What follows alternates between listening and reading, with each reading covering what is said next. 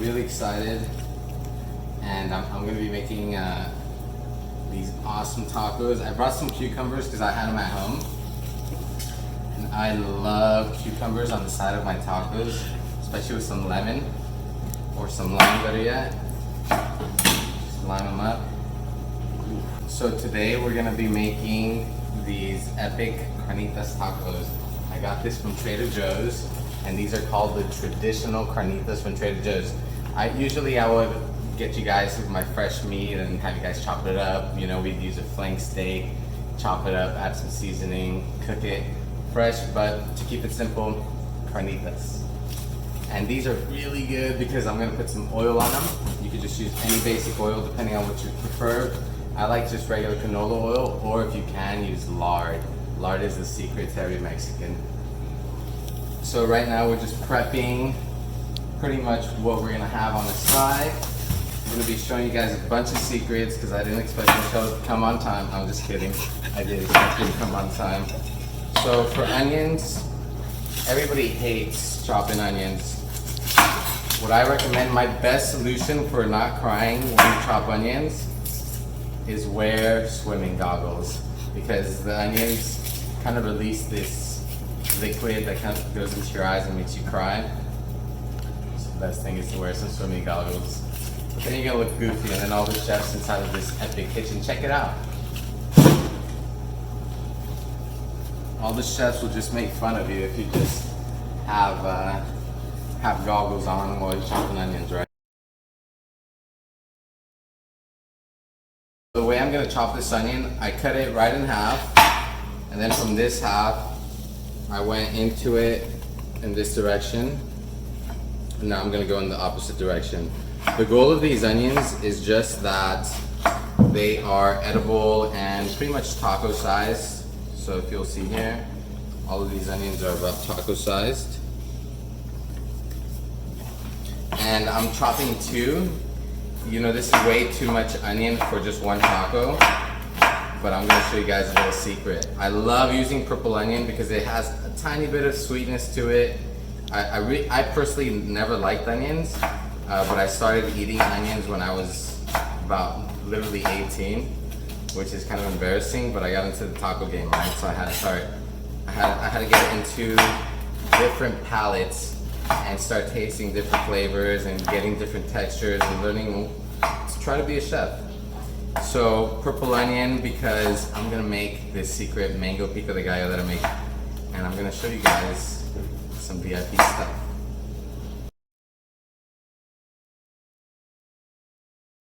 So I'm gonna put these onions into a Ziploc bag. The reason for that is I'm gonna put a bunch of lime juice inside of it with some seasoning so it can start marinating. Now, I'm kind of doing this a little last minute for this video, but I would definitely recommend at home, if you could do this 3 hours before or more.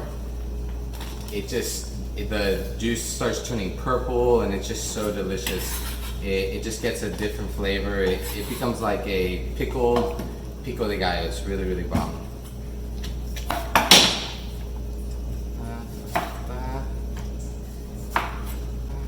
Squeeze in the lime.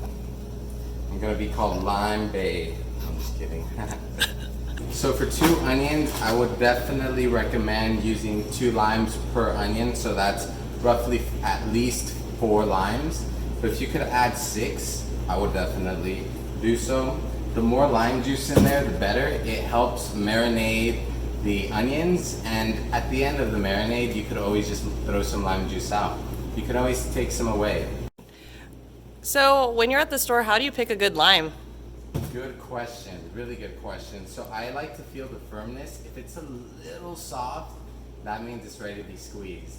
But if it's too firm and it's tight, chances are inside it's dry and it's become really hard. Usually I like to grab the ones that look like they're about to pop. Like if you look really close here, this isn't so dry. It looks really, really moist, not just because I squeezed it, but you can just see which ones look like they're fresh. They're really, really bright. They have a little bit of juice to the outside, and yeah, pretty much for good lime. cilantro, and I'm really passionate about chopping cilantro because I've chopped a lot of cilantro in my life. And the secret is to get a spot where you're starting and just cut from there. You just want to go down the line, and then whenever you need to, you could actually kind of grab it together and bunch it together like hair so it stays nice and firm. You're just going to want to just chop all the way through, and then every now and then you have to roll it, and if there's like a big stem sticking out, you can just trash that. Awesome. Usually I use Roma tomatoes whenever I am using tomatoes for my business. But on a personal level, I love the small cherry tomatoes. They're nice, sweet, they're plum, and to me, I like the texture a little bit better. But for a commercial scale, usually use Roma tomatoes.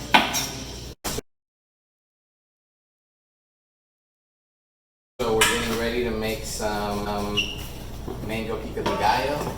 Got pre-sliced mangoes here, pre-made pico. Now we just need some gallo. I'm just kidding. I don't know what the gallo is. Maybe it's just cilantro. Come check it out. So the portions you want for the mango pico de gallo are usually half of it you want purple onion with lime and salt, a quarter of it tomatoes, a quarter of it any choose your fruit, any fruit you choose, and that is mango in this case, and then just a little bit of cilantro or lettuce depending on your preference, just to add some color. Shake, shake, shake. Shake, shake, shake.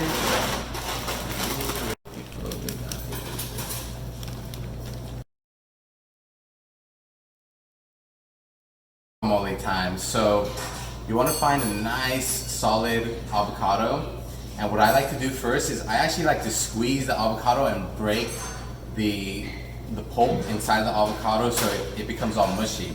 The reason for that is just easier to blend. You're going to want to cut it halfway very slowly, follow all the way around, and then this seed comes out quite easily. And get all that pulp out. We have tomatoes, purple onions as an addition to the guacamole, and then the last thing that you're going to need to add is just some seasoning to taste. So you guys could add salt or any meat seasoning you'd like. I like to use a fork for this because it breaks and mashes up the avocado. It's almost like a mashed potato you want to make.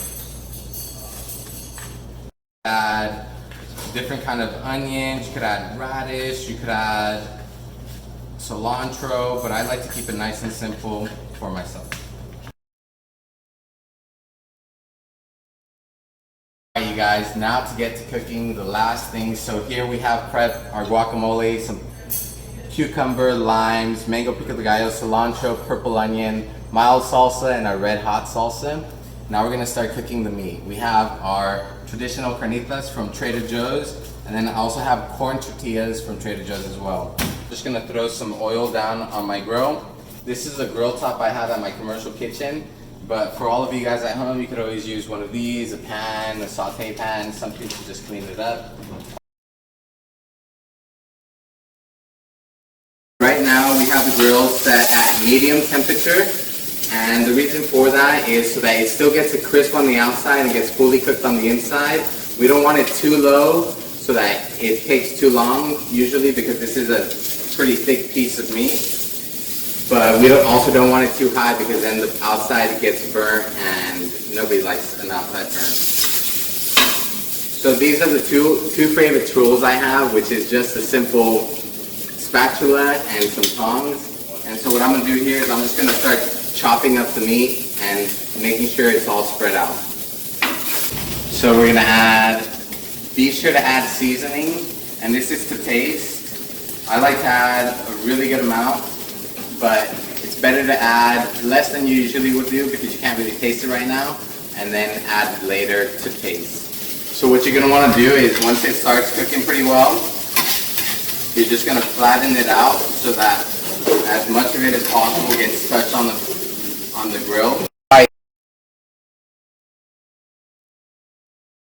So pretty much the way I like to cook my meat is something called a la plancha, which pretty much means crispy on the outside, but nice and juicy on the inside. Check it out. See that? Cool, so this is pretty much done, so I'm gonna move it to the colder side of the grill. And then with that same oil and fat from the meat, I'm gonna put my tortillas on there.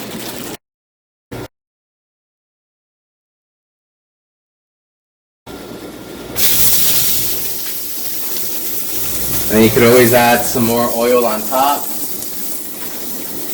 Oil keeps a tortilla nice and moist on the outside because then it just starts to dry up too much. I'm not sure exactly why, but oil helps keep it nice and moist. Also, my favorite tool is these tongs, and the reason for that is you don't burn your hands. Some of you guys might be used to flipping tortillas with your hands. If you're not, use some tongs. Flip.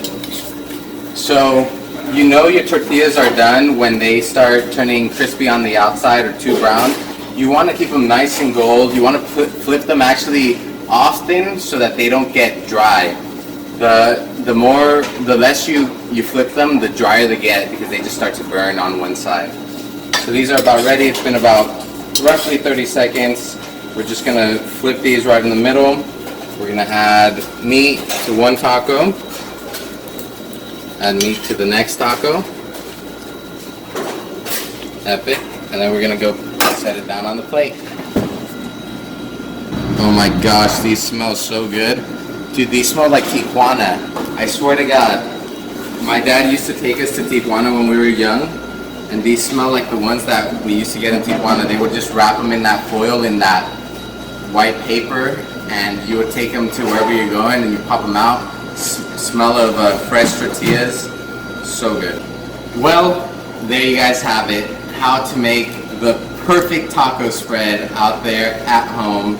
Now, the last thing you need to do is add some onions.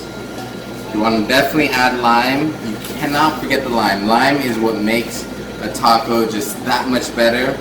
I like to add a little extra salt on there. I'm gonna add my cilantro. And then last but not least, mango pico de gallo.